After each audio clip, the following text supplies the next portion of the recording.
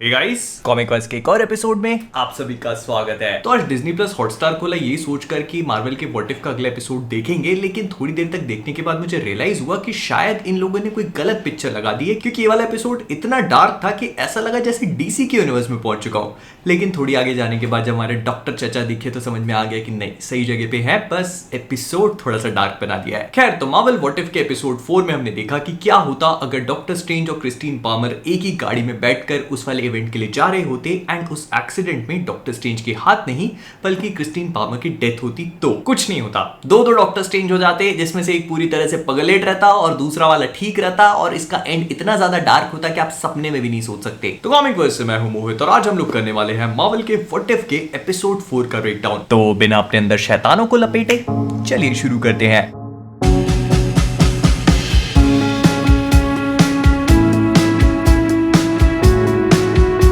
तो इस वाले एपिसोड की शुरुआत भी वही वॉचर की ज्ञान पेलिंग से होती है, जिसमें वही टाइम स्पेस रियलिटी का ज्ञान पेलता है वो। और इसके बाद हम लोग देखते हैं कि डॉक्टर स्ट्रेंज अपनी वही मूवी वाली लैम्बोर्गिनी को लेकर क्रिस्टीन पामर को पिक करने गए हैं।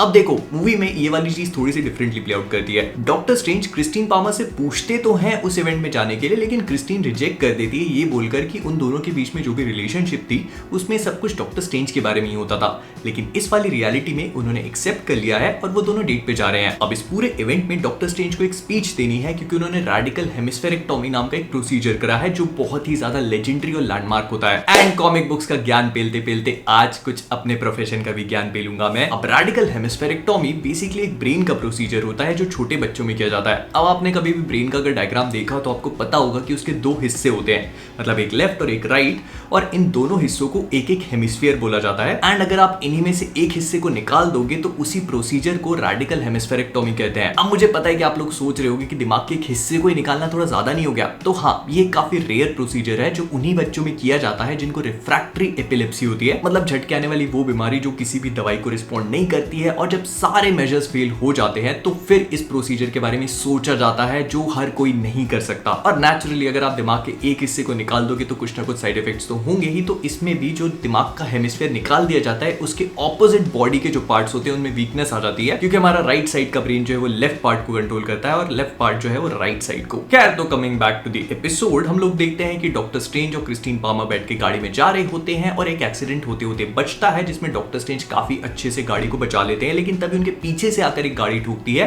और वही सेम एक्सीडेंट होता है, लेकिन इसमें डॉक्टर स्ट्रेंज के हाथ नहीं बल्कि वो अपना दिल गवा बैठते हैं, मतलब क्रिस्टीन पामर की डेथ हो जाती है। अब इस वाली रियलिटी में डॉक्टर स्ट्रेंज के हाथ नहीं बल्कि क्रिस्टीन पामर की डेथ उन्हें डॉक्टर स्ट्रेंज मतलब सॉर्सरर सुप्रीम बनने के लिए मजबूर करती है। इसके बाद वही सारी चीजें होती हैं कि वो एंशिएंट वन से मिलते हैं, मिस्टिक आर्ट्स को सीखते हैं। हमारी एमसीयू की मेन सीक्रेट टाइमलाइन में आई ऑफ आगामोटो का क्रिएटर एक्चुअली में आगामोटो नाम का एक बहुत ही पावरफुल विजर्ड था। लेकिन यहाँ पे ये बताया गया है कि यहाँ पर आई ऑफ आगामोटो को एक्चुअली में डिस्कवर क्या क्लियोस्टो ने किया था, आगामोटो के बारे में कोई भी मेंशन नहीं किया गया। अब बाकी की सारी चीजें इस वाली रियलिटी में भी कुछ वैसे ही प्ले आउट करती हैं जैसे मूवी में करी थी, मतलब वो आखिरी में डोरमामू के साथ सेटिंग कर देते हैं और इस पूरी दुनिया को बचा लेते हैं।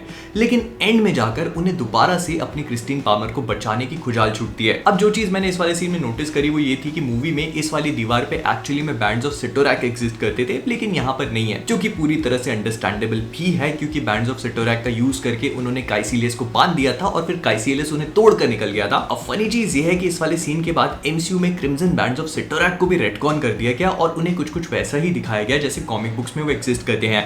एंड इन्हीं का यूज करके डॉक्टर स्ट्रेंज ने थानोस को बांधा था और इस वाले एपिसोड में वो अपने इविल वर्जन को भी बांधते हैं। खैर, तो डॉक्टर स्ट्रेंज डिसाइड करते हैं कि बस बहुत हो गया, अब वो अपने टाइम स्टोन का इस्तेमाल करेंगे और टाइम ट्रैवल करेंगे, जिससे इस पूरे एपिसोड में टाइम स्टोन ना कहकर आई ऑफ आगामोटो कहा गया है बाय द वे। तो वो टाइम में पीछे जाते हैं और बार बार क्रिस्टीन पामर को बचाने की कोशिश करते हैं, लेकिन लगातार ही फेल होते जाते हैं। एंड आई हैव टू से कि पूरी की पूरी सीक्वेंस जिस तरह से दिखाई गई है वो बहुत ही ज्यादा ब्रिलियंट है। Edge of Tomorrow, Groundhog Day, Source Code और दुनिया जमाने की जो टाइम लूप वाली मूवीज थी पूरी की पूरी उसकी याद आ गई है। तो पॉइंट ये है कि डॉक्टर स्ट्रेंज को आगे जाकर एंशिएंट वन की आत्मा बताती है कि वो इस वाली चीज को या इस वाले मोमेंट को चेंज नहीं कर सकते। वो चाहे जो भी कर लें, क्रिस्टीन पामर की डेथ होनी है तो होनी है, क्योंकि वो एक एब्सोल्यूट पॉइंट है। खैर, तो यहाँ पे कुछ चीजें हैं जिन्होंने मुझे थोड़ा बहुत कंफ्यूज किया और जितना मुझे समझ में आया मैं आपको एक्सप्लेन करने की कोशिश कर लेता हूँ। इस बारे में आपको जो भी लगता है, अगर आप एग्री करते हो तो कमेंट्स में बताना, नहीं करते हो तो भी बताना। मार्वल के सिनेमैटिक यूनिवर्स में हमने अभी तक ये देखा है कि अगर टाइम में पीछे जाकर या फिर कोई भी अपनी डेस्टिनी को चेंज करता है या कुछ भी टाइम में पीछे जाके चेंज करता है तो एक नेक्सस पॉइंट बनता है जो एक नई रियलिटी को जन्म देता है। और पहले तो टीवी वाले आके इस पूरी चीज को प्रूव कर देते थे, लेकिन जब से सिल्वी ने अपना कांड किया है उसके बाद से ये सारी चीजें अब नहीं हो रही है एंड रियलिटीज और मल्टीवर्स अब बिल्कुल अनकंट्रोल्ड मैनर में बढ़ने लगा है। तो फिर डॉक्टर स्ट्रेंज जब यहाँ पे टाइम स्टोन का यूज करके पीछे जाते हैं और दुनिया जमाने की चीजें बदल देते हैं, जैसे पहले तो गाड़ी धीरे चलाते हैं, फिर इंडिकेटर देने की कोशिश करते हैं, या फिर क्रिस्टीन को पिकअप ही नहीं करते, या पिकअप भी करते हैं तो पिज्जा प्लेस में चले जाते हैं। तो यहाँ पर जब उन्होंने डेस्टिनी को चेंज करने की कोशिश करी गई तो नेक्सस पॉइंट क्यों नहीं बना और नई रियलिटी क्यों क्रिएट नहीं हुई? तो व्हाट आई थिंक इज कि अभी तक हमने जितने भी टाइम ट्रैवल के रूल्स देखे हैं, मतलब वो नेक्सस पॉइंट और नई रियलिटी बनने वाले, वो सब ट्रेडिशनल रूल्स हैं जो टाइम स्टोन पर अप्लाई नहीं होते। मतलब अगर आप टाइम स्टोन का इस्तेमाल करके टाइम में पीछे जाते हो और कुछ भी चेंज करते हो तो शायद नेक्सस पॉइंट नहीं बनता, लेकिन टाइम स्टोन की भी अपनी लिमिटेशंस है और उन्हीं में से एक आता है एब्सोल्यूट पॉइंट, मतलब वो मोमेंट जिसे आप चेंज नहीं कर सकते, क्योंकि अगर आपने वो चीज करी तो आपकी खुद की रियलिटी ही चेंज हो जाएगी। फॉर एग्जाम्पल डॉक्टर स्ट्रेंज का वही मोमेंट जिसमें क्रिस्टीन पामर की डेथ होती है, उसी ने उन्हें सॉर्सरर सुप्रीम बनाया। अगर क्रिस्टीन पामर की डेथ ही नहीं होगी तो उनकी खुद की रियलिटी चेंज हो जाएगी, जिसका मतलब यह है कि उनके पास टेक्निकली टाइम स्टोन होना ही नहीं चाहिए और उन्हें टाइम में पीछे जाना ही नहीं चाहिए। तो वैसे तो टाइम स्टोन के साथ आप टाइम ट्रैवल करके चीजों को जी सकते हो, दोबारा से रिलिव कर सकते हो और उन्हें थोड़े बहुत हद तक चेंज भी कर सकते हो बिना नई रियलिटी को क्रिएट करे। लेकिन अगर आप ये चाह रहे हो कि आप जरूरत से ज्यादा बड़े चेंजेस कर दो तो एब्सोल्यूट पॉइंट आपको वो चीज नहीं करने देंगे, क्योंकि ऐसा करने से आपकी खुद की रियलिटी चेंज हो जाएगी। और इस पूरे टाइम लूप वाले सीन में जब डॉक्टर स्ट्रेंज इस बार में बैठकर एक ड्रिंक ले रहे होते हैं तो हम क्रिस्टीन एवरहार्ट को भी देखते हैं न्यूज पे, जिसे हमने आयरन मैन 1 में देखा था। लेकिन डॉक्टर स्ट्रेंज इतना सब होने के बाद भी नहीं मानते हैं और एंशिएंट वन के साथ होने वाली एक छोटी सी हड़कंप में वो वहां से और टाइम ट्रैवल करके पीछे जाते हैं एंड लाइब्रेरी ऑफ कैग्लियोस्ट्रो को ढूंढ लेते हैं। अब यहाँ पे थोड़ा सा मैं कॉमिक बुक्स का ज्ञान पेलूंगा दोस्तों। तो एक्चुअली में कैग्लियोस्ट्रो एक बहुत ही एंशिएंट विज़र्ड है जो कि मार्वल के कॉमिक बुक यूनिवर्स में एग्जिस्ट करता था एंड ऐसा माना जाता है कि इंडिया के एक रीजन में काफी टाइम तक इसने रूल भी किया था। अब कैग्लियोस्ट्रो ने अपने टाइम में बहुत सारे बड़े बड़े वैम्पायर से फाइट करी है और काफी सारे मॉन्स्टर्स से भी, एंड जितना भी जादू टोना उन्होंने सीखा था वो उन्होंने द बुक ऑफ कैग्लियोस्ट्रो में नोट डाउन कर लिया था। एंड इसी बुक को हम आगे इस एपिसोड में भी देखेंगे और डॉक्टर स्ट्रेंज की मूवी में भी देख चुके हैं, जिसके कुछ पेजेस को फाड़ कर काइसिलियस डोरमामू को इस दुनिया में लाने की कोशिश करता है। अब जब डॉक्टर स्ट्रेंज इस वाले टाइम में पहुंचते हैं तो उनको एक आदमी मिलता है जिसकी आंखों के दोनों कलर्स अलग होते हैं एंड इस वाली डिजीज को एक्चुअली में हेटेरोक्रोमिया कहा जाता है, ऐसा असलियत में होता है। और यही इंसान डॉक्टर स्ट्रेंज को लॉस्ट लाइब्रेरी ऑफ कैग्लियोस्ट्रो तक लेके भी जाता है। अब जब डॉक्टर स्ट्रेंज उससे पूछते हैं कि कहीं वही तो कैग्लियोस्ट्रो नहीं है, तो वो कहता है कि उसका नाम ओबेन है। एंड मजे की बात यह है कि कॉमिक बुक्स में कैग्लियोस्ट्रो का असली नाम ओबेन ही था। तो क्लियरली यही कैग्लियोस्ट्रो है जिसने वो सारी किताबें लिखी थी। तो डॉक्टर स्ट्रेंज बुक ऑफ कैग्लियोस्ट्रो से लेकर दुनिया जमाने की किताबों का स्टडी करना शुरू कर देते हैं। और अगर आप इस वाले सीन को थोड़ा सा ध्यान से देखोगे तो यहाँ पे वही डोरमामू को बुलाने वाला सिंबल भी बना हुआ है, लेकिन डॉक्टर स्ट्रेंज को क्रिस्टीन पामर की जान बचाने के लिए किसी और चीज की जरूरत थी और वो थी पावर। नहीं, ये वाली पावर नहीं। खैर तो डॉक्टर स्ट्रेंज एक एक करके छोटी से लेकर बड़ी बड़ी मिस्टिक बींग्स को खाना शुरू कर देते हैं। और वैसे तो इन मिस्टिक बींग्स के नाम मैंने खोजने की बहुत कोशिश करी, लेकिन मुझे बहुत ज्यादा समझ में नहीं आया।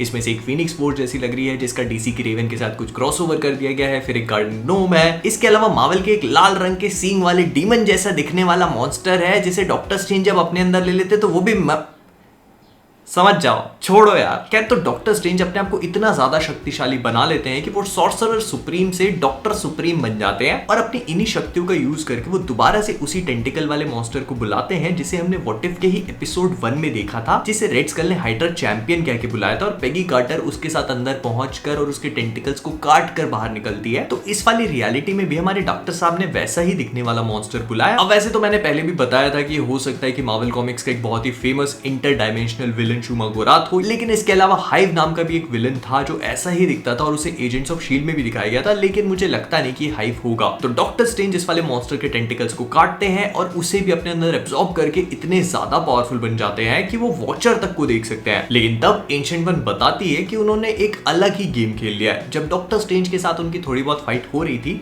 तो उन्होंने अपनी पावर का इस्तेमाल किया और डॉक्टर स्ट्रेंज को 2 अलग अलग पार्ट्स में स्प्लिट कर दिया। मतलब एक ही यूनिवर्स में डॉक्टर स्ट्रेंज के 2 अलग अलग वर्जन्स एग्जिस्ट कर रहे हैं। अब देखो, वैसे तो हम लोगों ने ये पूरा का पूरा कंसेप्ट मार्वल में देख लिया है कि एक ही इंसान के अलग अलग वर्जन्स एग्जिस्ट करते हैं और उनको हम वेरिएंट्स बोलते हैं, लेकिन ऐसा पहली बार हो रहा है कि हम एक ही यूनिवर्स में दो अलग अलग टाइमलाइंस को देख रहे हैं और उसमें उसी कैरेक्टर के दो अलग अलग वर्जन्स को। और पता नहीं मुझे ऐसा क्यों लग रहा है कि इस वाले एपिसोड में इस कंसेप्ट को इंट्रोड्यूस करवा के मार्वल वालों ने आगे की कुछ पिक्चरों के लिए शायद बेस वेस बना दिया हो, क्योंकि वो करते रहते हैं काम। खैर, तो हमारे डॉक्टर स्ट्रेंज और डॉक्टर अरमानी या फिर डॉक्टर सुप्रीम या सुप्रीम स्ट्रेंज जो बोलना है, इन दोनों के बीच में फाइट शुरू होती है। और आई हैव टू से कि जिस तरह से पूरी की पूरी फाइट में दिखाई गई है वो बहुत ही ज्यादा एपिक था। ये पूरी की पूरी मैजिक बैटल जहां पर इन दोनों का स्पेल और उसका एक एक इफेक्ट हमारी स्क्रीन पे एकदम प्रॉपरली विजिबल था, देखने में मजा आ गया। तो अच्छे वाले डॉक्टर स्ट्रेंज गार्डियन विशांति का protective spell, crimson bands of Cyttorak से लेके दुनिया जमाने की चीजें यूज कर लेते हैं, लेकिन इविल डॉक्टर स्ट्रेंज बहुत ज्यादा पावरफुल था और वो फाइनली हमारे अच्छे वाले डॉक्टर स्ट्रेंज को ओवर पावर कर लेता है। और वैसे तो ये पूरा का पूरा सीन बहुत ज्यादा हार्ट ब्रेकिंग था, लेकिन सबसे ज्यादा दुख मुझे तब हुआ जब वो ऐसे अपने हाथों से क्लोक ऑफ लेविटेशन को चकनाचूर कर देता है।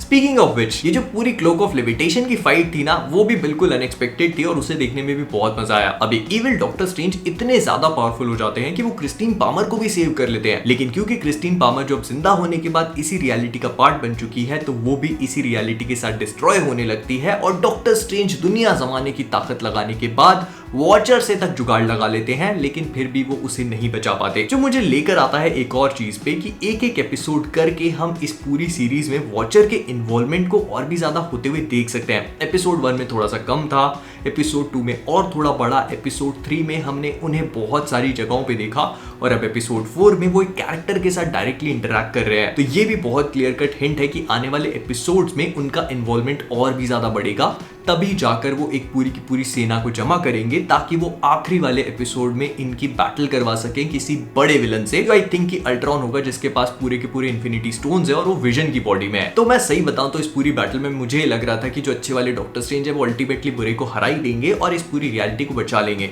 लेकिन जिस तरह से मार्वल वालों ने इस वाले एपिसोड को एंड किया है, मुझे कहना पड़ेगा कि ये बहुत ज्यादा डार्क था। And I was not expecting कि इविल डॉक्टर स्ट्रेंज जीत जाएंगे एंड मोर ओवर ये पूरी की पूरी रियलिटी क्रश डाउन होगी, जिसमें वो सिर्फ एक मात्र अकेले इंसान बचेंगे अपने खुद के पॉकेट डायमेंशन के अंदर। सच में ट्रूली हार्ट ब्रेकिंग, और मार्वल वालों का कुछ ऐसा इंप्रेसिवली डार्क डिलीवर करना जेन्युइनली इंप्रेसिव है। तो विद दैट बीइंग सेड, हम लोग इस वीडियो को यहीं पे रैप अप करेंगे। अगर आप लोग को वीडियो पसंद आया हो तो प्लीज इसे लाइक और शेयर करना मत भूलिएगा। फिर इसके बाद अगर आप सभी लोग कॉमिक वर्स पे नए हैं तो वो नीचे वाला सब्सक्राइब बटन आपको लाल रंग का दिख रहा होगा, उसे टच करके ग्रे बनाइए। जब इतना कर लिया है तो मुझे फेसबुक, इंस्टाग्राम, ट्विटर, डिस्कॉर्ड दुनिया जमाने में फॉलो कर लो। तो अगर आप लोग को ये टी शर्ट अच्छी लग रही है जो रिफ्लेक्टर है, बाय द वे, मतलब ये अंधेरे में लाइट पड़ने पे टिमटिमाती है, तो अगर ये पसंद आ रही है तो comicverse.com पे जाइए एंड शॉप अवे। लोके डिस्काउंट कोड का यूज करना मत भूलना। और हाँ, इस पूरे एपिसोड में आपको क्या क्या चीजें अच्छी लगी, क्या क्या चीजें बुरी लगी, क्या क्या चीजें कंफ्यूजिंग लगी, सबकी सब मुझे कमेंट्स में बताना। तो जाने से पहले कॉमिक वर्स से मैं हूं मोहित और आप सभी लोग एज ऑलवेज